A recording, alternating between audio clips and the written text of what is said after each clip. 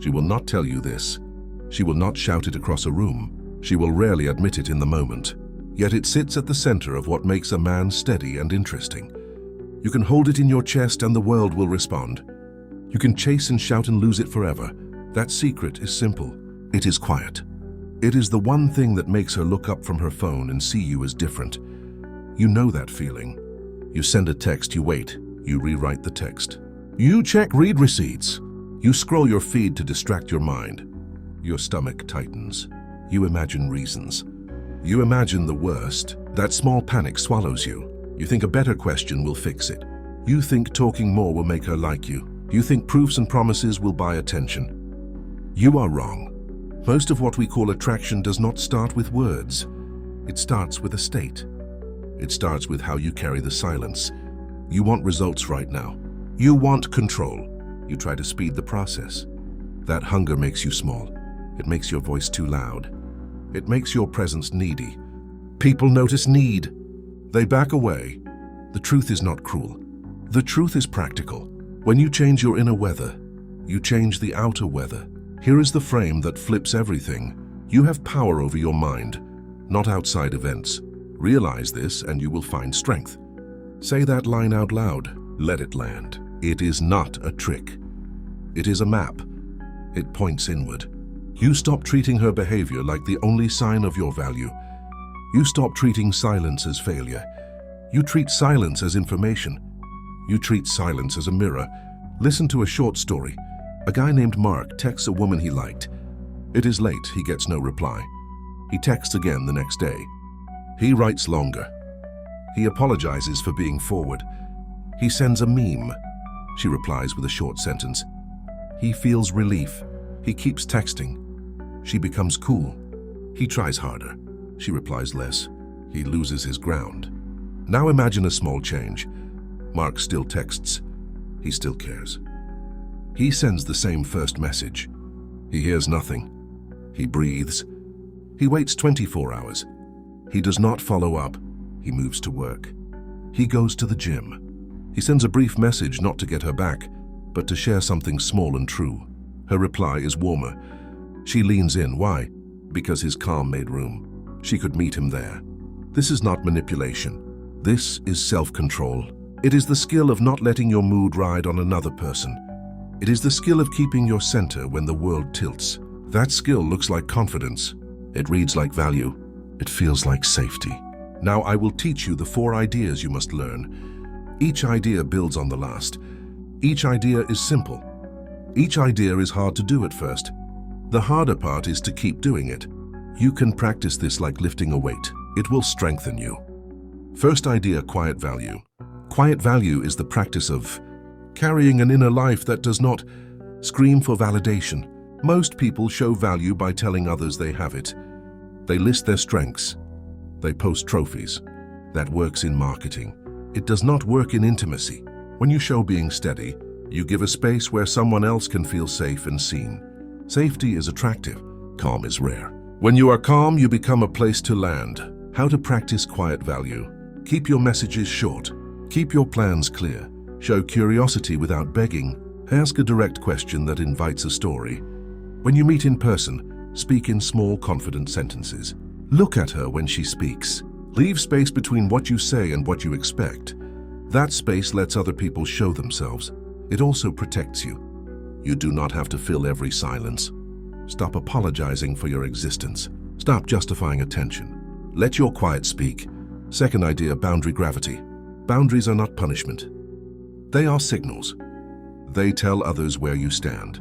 When you state a boundary calmly, people understand you. When you insist on attention in a panic, you bind them to your fear. Boundaries create structure. Structure invites respect. Respect invites interest. Practice a simple rule. If you do not get a reply in a reasonable time, do one of 2 things. Either move on for the day or move to something else that matters. Do not pester. Do not message 5 times. Do not try to fix the temperature by adding more noise. Let your absence mean something. If she returns, let the conversation restart naturally. If she does not return, accept it without a meltdown. This trains your emotional system. It trains your worth to be internal and not conditional. Third idea, emotional ownership. Emotional ownership means you own your feelings before you show them. You do not dump them. You do not demand others to be your therapist. You name the feeling for yourself. You examine it for a minute. You decide whether to share it. If you do share, share with clarity. Say, I felt hurt when I did not hear from you. Then stop. Let the sentence exist. Let the other person respond. Do not lead with a paragraph that begs for reassurance. Emotional ownership is the act of choosing your state. It is a muscle you build by small acts. The moment you feel a swell of panic, breathe. Count to 10. Ask yourself, what do I need right now? Can I create that need myself? Often you can call a friend. You can work out. You can read. You can step outside. This is not avoidance. This is sovereignty. Fourth idea, absence as signal. Absence is not a game. It is a message when used with integrity. When you step back, you show that your life exists outside the ping of a phone. You show that you have other priorities. That clarity makes you interesting. People are drawn to lives that have gravity. When everything in your life revolves around someone else, you lose weight. When your life includes work, friends, learning, and health, you anchor yourself. Use absence with honesty. Do not ghost to manipulate feelings. Do not build a cliff of games. Instead, be deliberate. If you need space, say so. If you want to get to know someone slowly, make that clear. If you are busy, say you are busy. Honesty is rare. It becomes magnetic. Let us pause. These ideas are small. They are not flashy. They demand patience. That is why they work. Now you need practice. I will give you 3 exercises. Do them for 1 week. Do not skip days.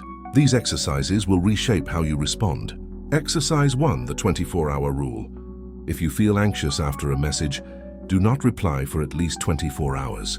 Use the gap to observe your feelings. Write them down. Ask why you feel empty or afraid. When you reply, reply from a calm place. Keep it simple. This rule trains delay. Delay trains strength. Exercise 2, the daily ledger. Each evening, write 1 line. What did I control today? What did I react to? What could I have handled better? This is not therapy. Keep it short, a sentence. Repeat it for 7 days. Watch what changes. You will see patterns. You will see small wins. You will build consistency. Exercise 3, the neutral message. Prepare 3 short messages that feel like you. 1 for a light check-in. 1 for sharing something funny. 1 for inviting someone to do something simple. Keep them under 20 words. Do not send them all at once. Use them honestly. These templates stop panic texts.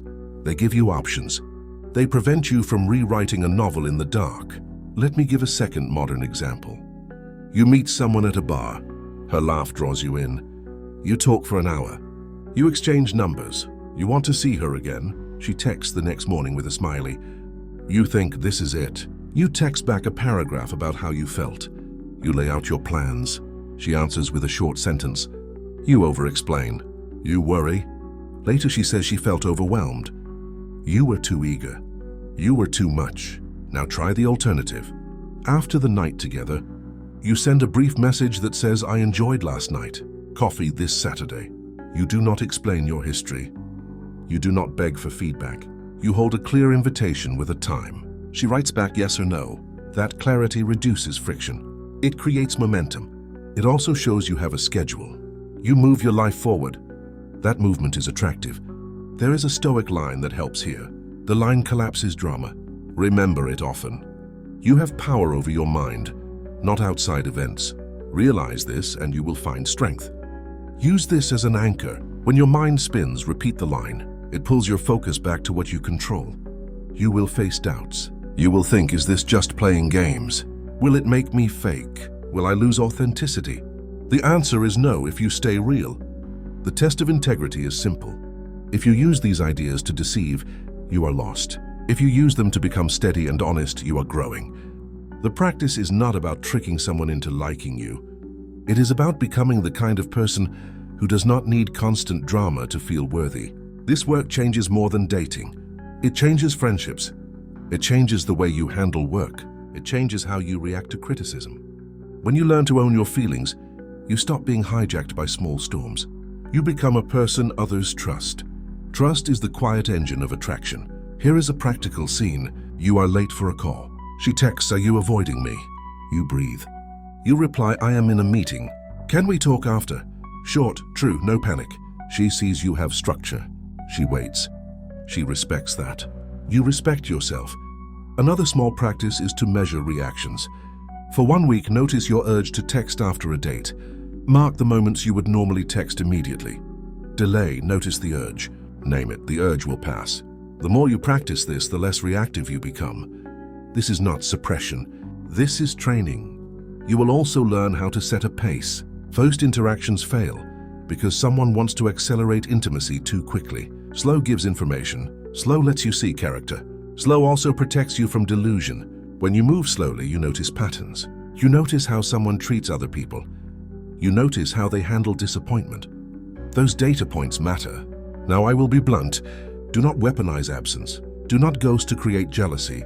Do not withhold information to control emotions. The moral line is simple.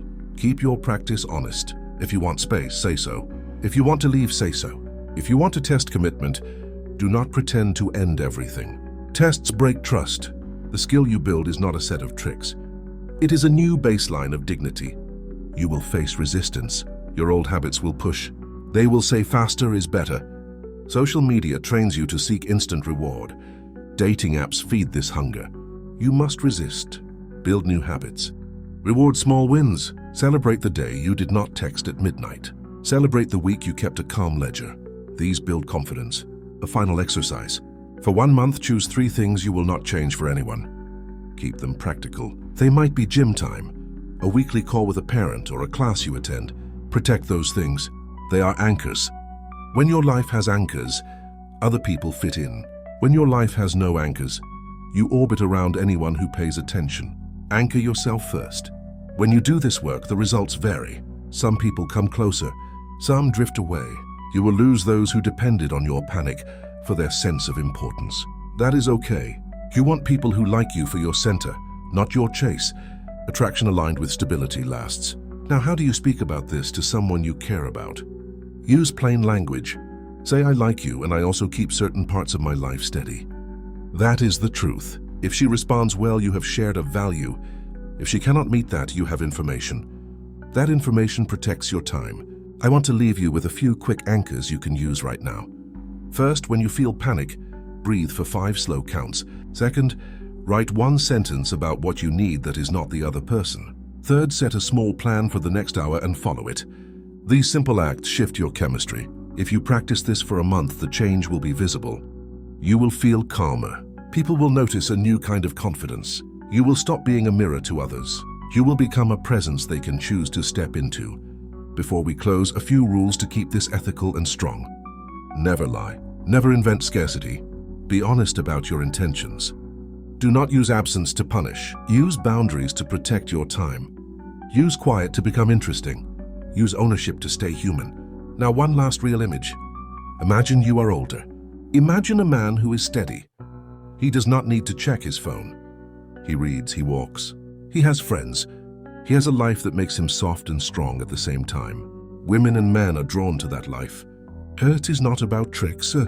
It is about being someone who can hold his state. That can be you. If you learned anything from this, practice one small thing today.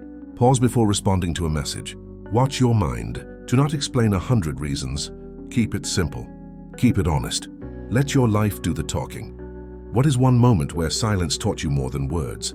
Leave that in the comments. Share a short line. Your story helps others see the work is real. This is Stoic truth, where silence becomes strength.